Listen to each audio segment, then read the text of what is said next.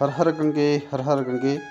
साथियों, स्वागत है आप सभी का हमारे यूट्यूब चैनल के साथ। उम्मीद है आपको हमारी कहानियाँ पसंद आ रही होंगी।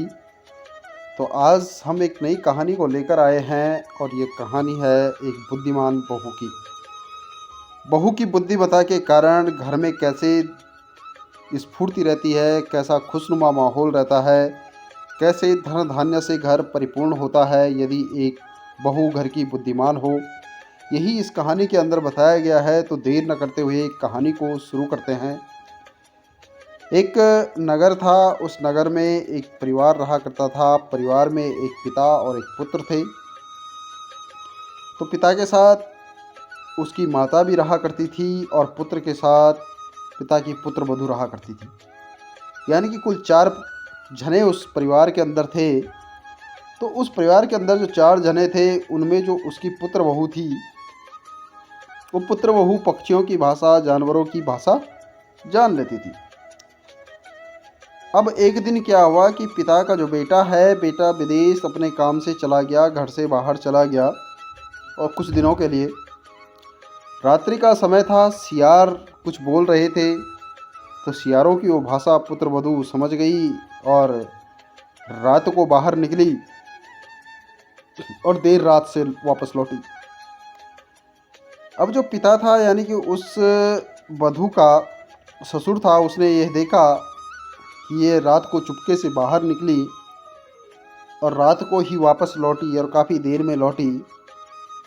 तो इसका मतलब ये जो हमारी बहू है ये चरित्रवान नहीं है, ये कुलक्षणा है। ये उसने अपने मन में बना दिया। जब उसके मन में ये विचार आया तो उसने सोचा कि अगर इसको घर में रखा जाए तो इससे कुल कलंकित हो सकता है। तो उसने तुरंत ही अपनी पत्नी से विचार किया और पत्नी से बोला कि ऐसी ऐसी बात है और अब बहू को घर में रखना ठीक नहीं, बहू को घर से बाहर ही ठीक है, क्योंकि इस तरह तो ये कुल का नाश कर देगी। उसकी पत्नी ने भी उसकी बात पर हामी भरी और कहा कि ऐसा काम करो कि कल ही इस बहू को इसके मायके छोड़ दो। सुबह रथ की सवारी तैयार की गई। बहू को बोला कि बेटा चल, मायके चलते हैं कुछ दिन के लिए। अब रथ तैयार हुआ। बहू को बोला गया कि रथ में बैठो और चलो। तो रथ आगे बढ़ा। बहू ने भी कोई ना नुकुर नहीं किया और आगे बढ़ते गई।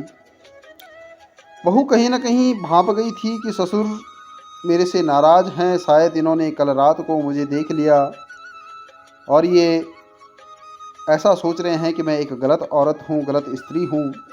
तो अभी चुप रहना ही बेहतर है। आगे चलते रहे। जहाँ तक रथ जाना था वहाँ तक गए। उसके बाद एक बड़ी सी नदी पड़ी। तो ससुर ने बोला कि बेटा जूते उतार दो, नदी को पार करना है। लेकिन बहू नहीं मानी। बहू जूतों के साथ ही नदी को पार करती गई। ससुर के दिमाग में बात खटकी, ये तो अब कहना भी नहीं मान रही, ये तो बहुत ही भयानक है। ये चरित्रवान तो नहीं थी, लेकिन ये तो कुलक्षणा भी पैदा है। यानी कि हम बहुत गलत कर रहे थे जो इसको अभी तक अपने घर पे रखे हुए थे। आगे बढ़े। एक सुंदर सा गांव दिखा। सब अपने आप में मस्त थे, हंसी मजाक चल रहे थे, खुशी भरा माहौल था। ससुर बोला देखो ये गांव कितना मस्त है, कितना अच्छा है, सब लोग सुखमान हैं, खुशी है, कितने हंसते खेलते आ रहे हैं, जा रहे हैं। उसकी बहू बोली हाँ अच्छा तो है, अगर उजड़े न तो। ससुर को फिर अंदर ही अंदर ग्लानि हुई कि ये मेरी बातों का ऐसा प्रतिकार क्यों कर रही है, क्यों ऐसा गुस्सा दिखा रही है या उल्टी बात क्यों कर रही है। लेकिन ससुर बोला नहीं, आगे चल पड़ा। आगे चलते हुए एक सुंदर सा नौजवान हट्टा कट्ठा पहलवान दिखा। ससुर ने उसकी तारीफ की कि देखो कितना अच्छा हट्टा कट्ठा नौजवान दिख रहा है, बहुत ही सुंदर आकर्षक सुडौल बॉडी, क्या पहलवान है। बहू ने कुछ ज़्यादा नहीं बोला। बोला कि पहलवान तो है, अगर कहीं से पिटके ना आए तो। ससुर फिर परेशान कि आखिर बहू इस तरह की बातें क्यों कर रही है। आगे बढ़े तो लहलाते हुए खेत दिखे। बोला कि वाह कितने अच्छे खेत हैं, और इस बार तो फसल भी बहुत अच्छी होगी किसानों की। क्या मज़ा है, कितने अच्छे लग रहे हैं ये खेत। बहू बोली हाँ खेत अच्छे तो हैं, फसल भी अच्छी है, लेकिन जंगली जानवर न खाए तो। बहू की बात को देखकर ससुर को बहुत गुस्सा आया, लेकिन मन ही बोला कि आज की तो बात है, घर पे ही तो जाना है, इसको घर छोड़ देता हूँ। रास्ते में काफ़ी टाइम बीत जाने के बाद थकान लगी। एक मकान दिखा, वहाँ पर प्यास बुझानी थी, पानी पिया, सोचा थोड़ा आराम कर लेते हैं। तो ससुर ने सोचा कि बहू आराम अंदर कर लेगी, मैं बाहर कर लेता हूँ। तो बाहर एक रथ खड़ा था, तो रथ के पास पेड़ था और पेड़ के पास ठंडी ठंडी हवाएं चल रही थी। गर्मी का मौसम था, तो ससुर ने बोला कि पेड़ के पास बैठ के आराम करता हूँ। तो ससुर पेड़ के पास बैठा और आराम किया, लेकिन बहू उसी पेड़ से थोड़ी दूर पर आराम करने लगी। ससुर को ये बात भी खनकी कि आखिर इतनी गर्मी में ये दूर वहाँ पेड़ के नीचे क्यों नहीं बैठी और दूर क्यों बैठी हुई है। ससुर पूरी तरह से पागल होने ही वाला था कि तब तक एक कौवा ऊपर से कुछ बोल पड़ा, काऊ काऊ। उसकी भाषा को समझ गई और समझते ही बोली, ताकि ससुर के कान में भी बात चल पड़े। बोली कि हे कौवे, मैं तेरी व्यथा समझता हूँ, जो तूने बताया उसे समझती हूँ, लेकिन क्या करूँ, मैं मजबूर हूँ। मैं तेरी बताई बात पर नहीं चल सकती, क्योंकि मैं पिछली रात को सियार रोए थे, उन्होंने बात बताई थी, तो मैंने उनकी बात मानी, तो मुझे घर से बाहर निकाल दिया गया है। अब तेरी बात अगर मैं मानती हूँ तो न जाने मेरे साथ क्या क्या होगा। बोली पिछली बार सियार रोए और उन्होंने बताया कि नदी के पास कुछ है, आप जाओ वहाँ। और मैं गई तो मैंने देखा कि नदी में बहुत सारी धन संपदा, सोने जेवरात के जेवर ऊपर तैर रहे थे। मैंने उन्हें इकट्ठा किया और उनको घर ले आई, तो जो मेरी आज भी ससुराल में हैं, जिससे मेरे ससुर सास का घर चलेगा और हम धन धान्य से पूर्ण होंगे। अब तू बोल रहा है कि बबूल का पेड़ है, बबूल के पेड़ के नीचे धन संपदा गड़ी हुई है, उसे निकालो। अगर मैं जाती हूँ तो पिछली बार सियार ने जब बताया तो मुझे घर से निकाल दिया गया, इस बार न जाने क्या होगा। ये बात उसके ससुर को प्राप्त हुई, उसके ससुर के कानों में गई। ससुर तुरंत उठा, जाके बबूल के पेड़ को देखा और बबूल के पेड़ के नीचे से वो सारा धन संपदा उठा लिया। उठाने के बाद अपनी बहू के पास गया और बोला, बहू तुम बहुत धन्य हो, जो अब तक इतनी चुप सहती रही। मैं ही मूर्ख हूँ, मैं तुम्हें समझ नहीं पाया, लेकिन तुम बात पहले बता देती। बहू ने बोला कि यदि बात पहले बता देती तो आपको समझ नहीं आती। तो फिर बोला कि बेटा ये बताओ कि जब नदी पार करने की बारी आई तो तुमने जूते क्यों नहीं उतारे, और मैंने जूते उतारने के लिए बोला तो ये बात भी मुझे कुछ समझ नहीं आई।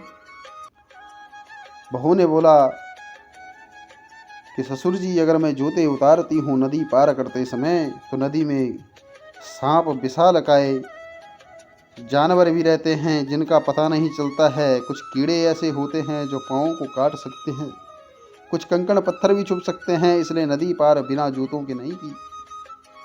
बोला बात तो सही है। बोला तुम पेड़ की छाँव के नीचे क्यों नहीं बैठे। बोली पेड़ के छाँव के नीचे जब गर्मी हमें इतनी लग रही है तो बहुत सारे कीड़े मकोड़ों का भी डर होता है, सांप इत्यादि हो सकते हैं पेड़ की छाँव में। जिस तरह हम आराम करने के लिए बैठे हैं, उस तरह कोई कीड़ा मकोड़ा भी बैठा होगा तो हमें डर होती है, इसलिए हम छाँव में नहीं बैठे। बोला कि जो नौजवान मिला था हट्टा कट्ठा, उसको तुमने ऐसा क्यों बोला। बोली नौजवान तो दिखने का हट्टा कट्ठा था, लेकिन उसका आत्मसंयम, उसकी स्फूर्ति से पता चलता है कि वो नौजवान हट्टा कट्ठा है या नहीं। पहलवान हमेशा फुर्तीला होना चाहिए और उसके अंदर का साहस होना चाहिए। जरूरी नहीं कि उसमें वो साहस हो। हम बाहरी आवरण से उसका आकलन कैसे लगाएं। उसका ससुर बोला, बात तो ठीक है। बोला, ये बता दो, लहलहाते खेत में तुमने बोला कि अगर जानवर न खाएं तो। बोला कि वहाँ पर सब कुछ ठीक था, फसल अच्छी थी, लेकिन वहाँ पर न तो कोई बाढ़ की गई थी, न उस फसल का कोई रखवाला था। तो यदि उसमें कोई बाढ़ नहीं तो जंगली जानवर भी तो घुस सकता है, और जब उस फसल का कोई रखवाला ही नहीं तो कैसे वो फसल बच सकती है। बोला, जब गांव में लोग हंस रहे थे, मदमस्त थे, तो वो गांव को उजड़ने की बात क्यों बोली। बोला कि गांव में ठीक है, सब मस्त तो थे, लेकिन जब हम उस गांव से गुजर रहे थे तो किसी ने भी हमारी ओर ध्यान नहीं दिया। यहाँ तक ये भी नहीं पूछा कि लंबे सफ़र से आ रहे होंगे, थके होंगे, थोड़ा पानी पियो या चाय पानी, कुछ भी पूछा तक नहीं। और चाय पानी तो दूर की बात, लेकिन उन्हें इतना भी होश नहीं था कि ये लोग हमारे गांव से होकर गुजर रहे हैं तो कौन होंगे। कोई कदर ही नहीं इंसानों की। और जहाँ पर कदर नहीं तो उस गांव को उजड़ने में ज़्यादा वक्त नहीं लगेगा, क्योंकि उस गांव का ढहना ही जल्दी है। जिस गांव के लोग सिर्फ अपने बारे में सोचते हो। बोला, हे बच्चे, मैं तेरे को कितना गलत समझ रहा था। तू तो साक्षात लक्ष्मी है। तूने तो मेरे आंख कान सब खोल दिए। तो हमारे घर की साक्षात देवी है। चल वापस चल, अब घर चलते हैं। फिर दोनों घर आए और सारे धन संपदा को लेकर घर आए, और जो धन संपदा घर में रखी थी वो भी बहू ने दिखाई। उसने अपनी पत्नी को बताया कि हम तो बहू को गलत समझ रहे थे, लेकिन बहू तो इतनी गुणवान, धनवान, ऐश्वर्यवान है, हमसे बहुत बड़ी गलती हो गई। तो इस तरह से जो बुद्धिमान स्त्री है, अगर वो घर में है तो पूरा घर का माहौल सही हो जाता है, और अगर स्त्री घर में बुद्धिमान नहीं है तो पूरा घर शमशान हो जाता है। उम्मीद है आपको ये कहानी पसंद आई होगी। इस तरह की नई नई कहानियों के साथ मिलते हैं फिर आपको। तब तक के लिए धन्यवाद।